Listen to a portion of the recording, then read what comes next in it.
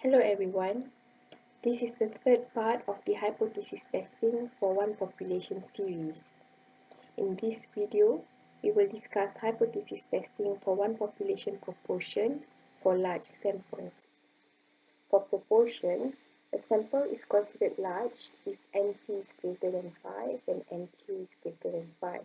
Let's recall what are the meaning behind N, P and Q. We have our population and our sample.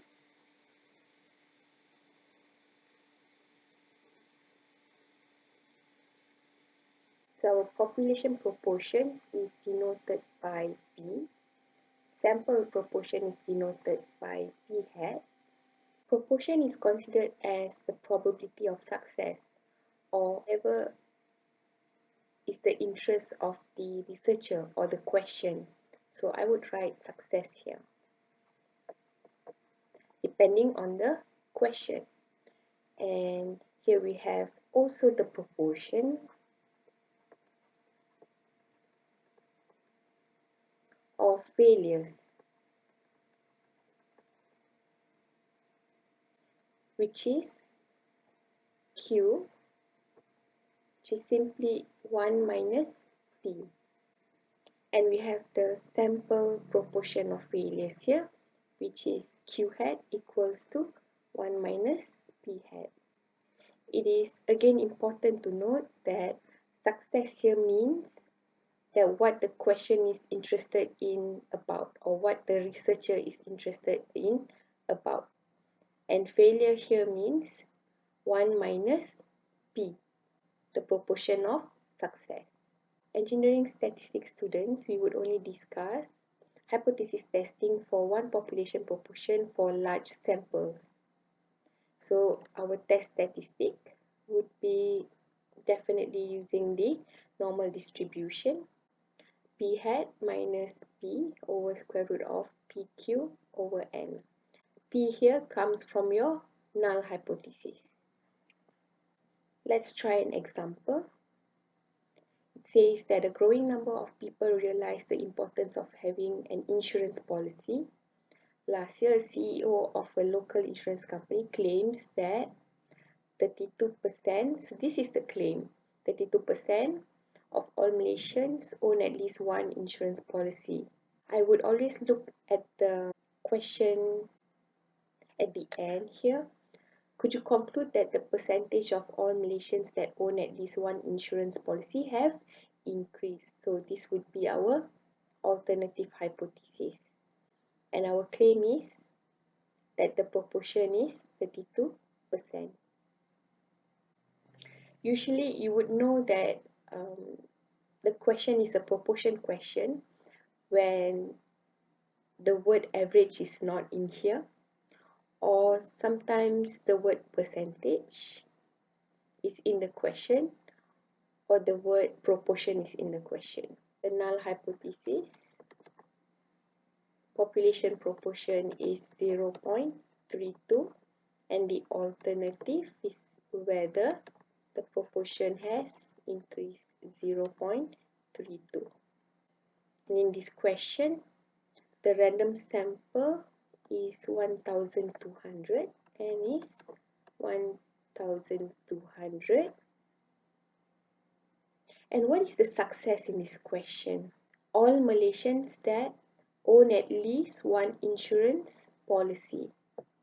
So from a random sample of 1,200 Malaysians interviewed, 798 of them do not own any insurance policy. Now this is the opposite of the success. That means this would be our Q.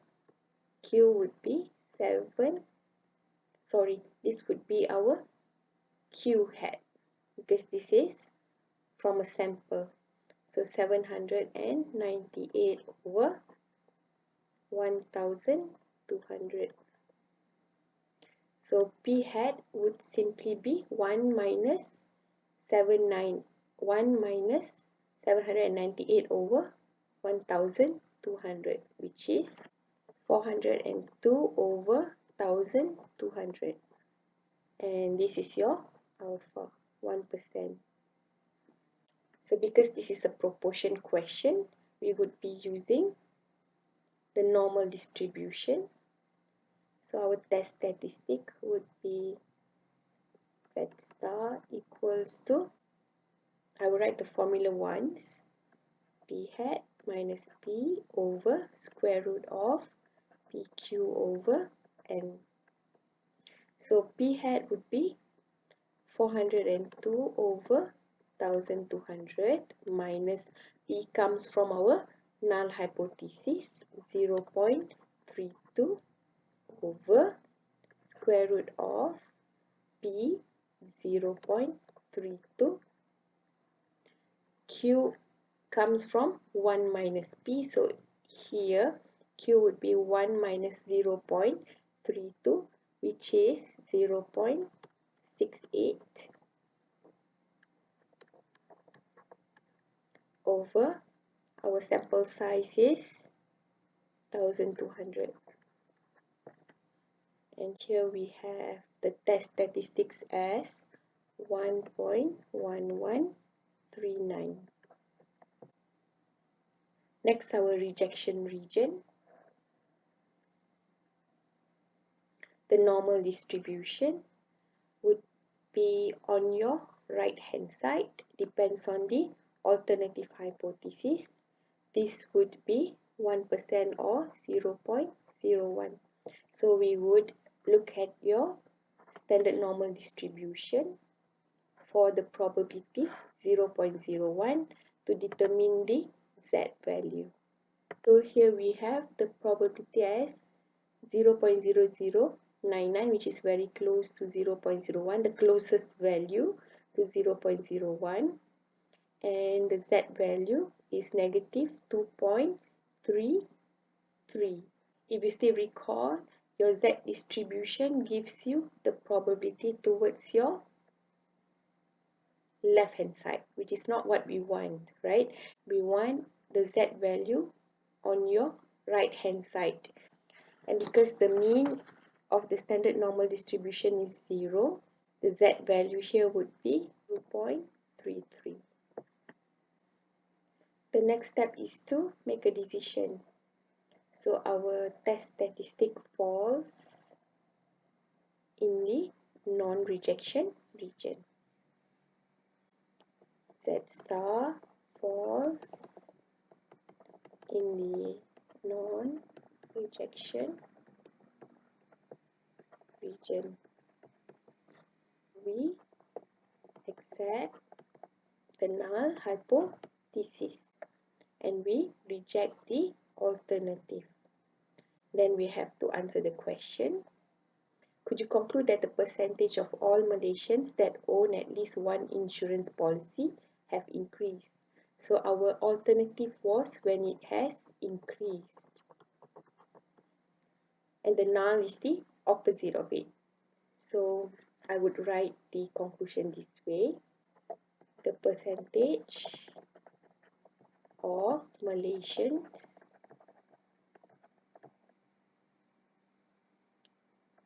that own at least one insurance policy have not increased.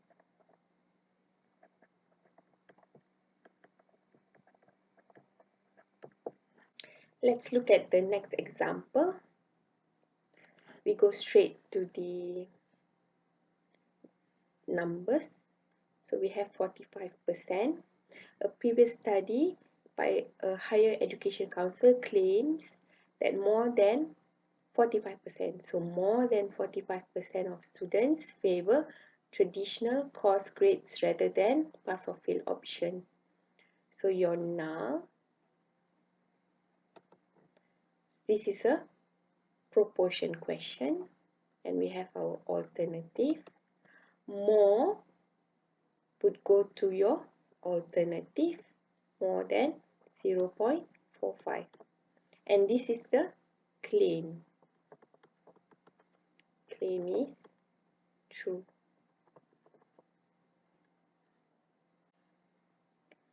So the null hypothesis would be either equals to or less or equals to 0.45.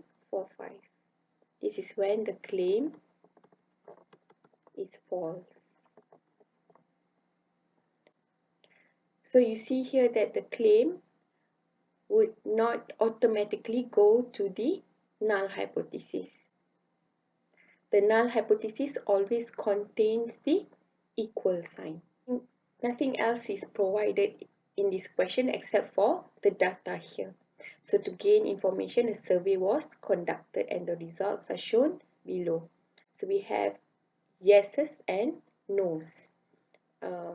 Yes here would be those who are in favor, and no would be those who are not in favor. Alpha is 0.04. So our sample size would be 35. The number of responses, we have 18 yeses and 17 no's.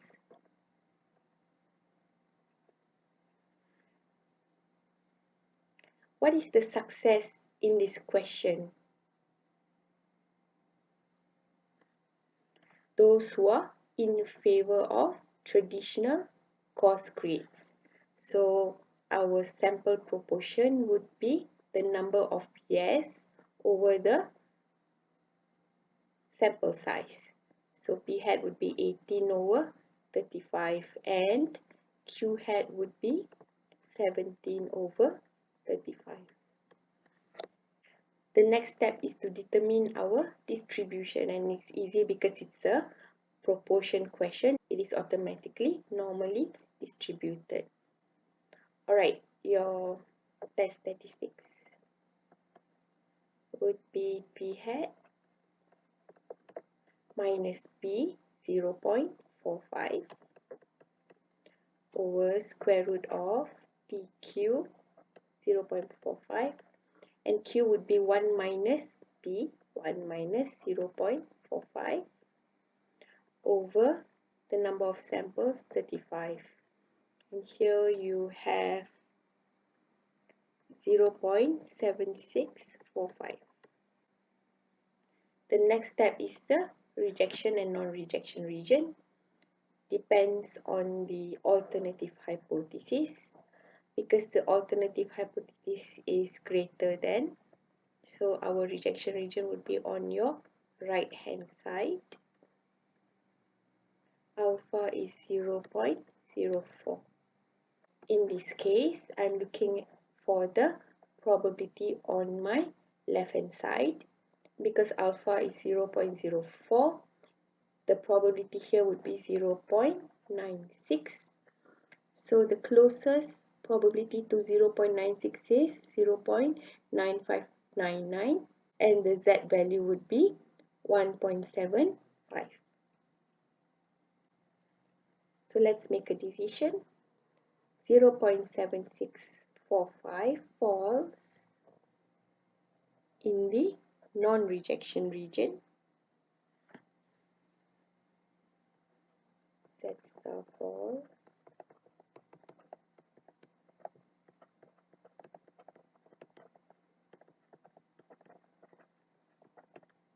So we accept the null hypothesis, and because we accept the null hypothesis, we reject the alternative. So the claim is false. Could you conclude that the claim is true? Then our conclusion would be the claim is false. We have a past year question here. So I'm going to underline all of the numbers provided. Okay. It is known that not more than 80% of all line disturbances are noise. Then out of 150 line disturbances, 133 are noise. At the sample size significance levels, this is your alpha. What can you infer about noise? So we definitely know that this is the claim. Not more than 80%. What's not more? We have more, equals to, and less than. So not more would be less or equals to. So our null hypothesis would be P is less or equals to 0.80. This could be not more than.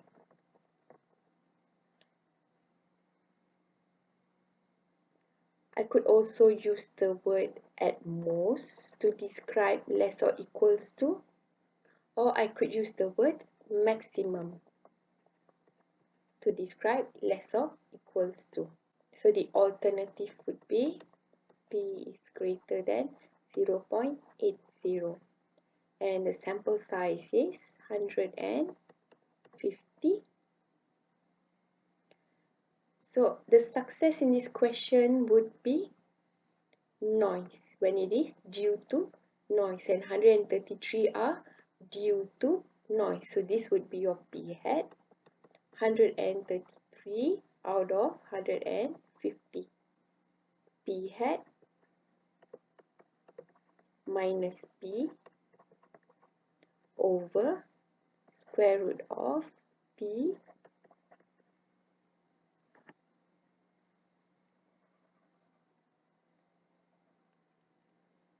square root of P times Q, 1 minus P, divided by the sample size.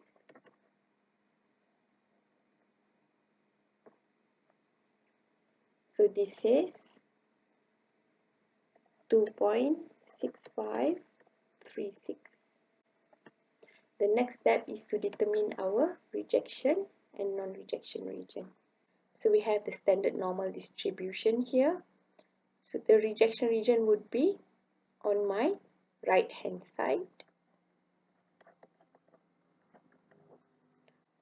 Alpha is 0.07. So referring to our standard normal distribution, this is 0.07. So this will be 0.93. So I would refer to 0.93 here. The closest value to 0.93 is 0.9306. The Z value would be 1.48. 1.48.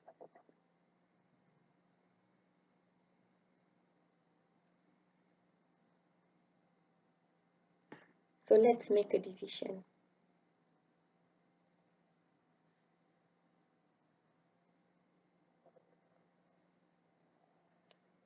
Our test statistic falls in the rejection region.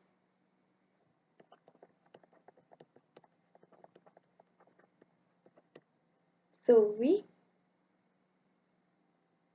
do not accept the null hypothesis. We accept the alternative hypothesis.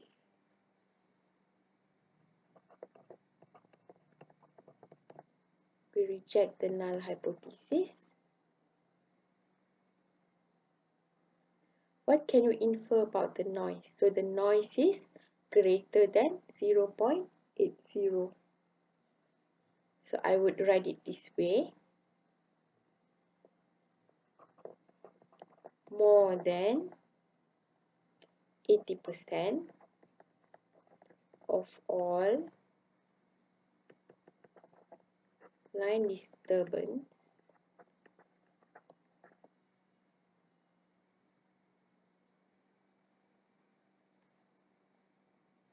are due to noise.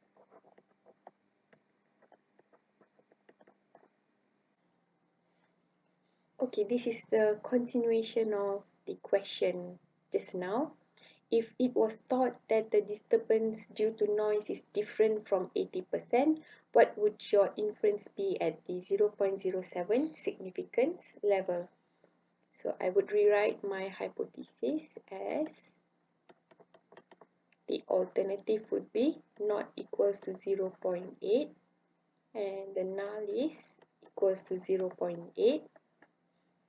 The test statistic remains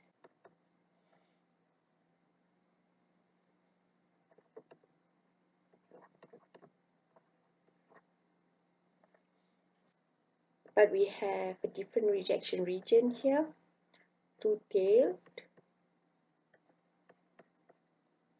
and this would be alpha over 2, 0.035. So let's check the normal distribution table for the critical points. So when the probability is 0.035, the z value is negative 1.81. We have two critical points here, negative 1.81 and 1.81. Let's make a decision. Our test statistic falls in the rejection region.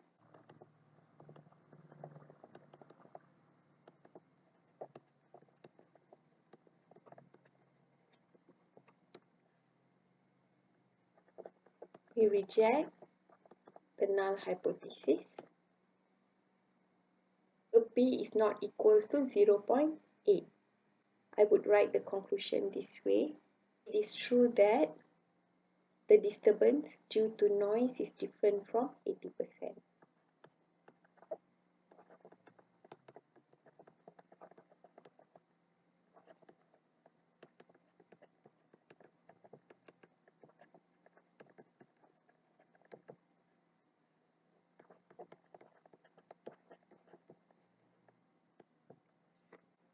I hope that you have a better understanding of the hypothesis testing for one population proportion. Thank you for watching.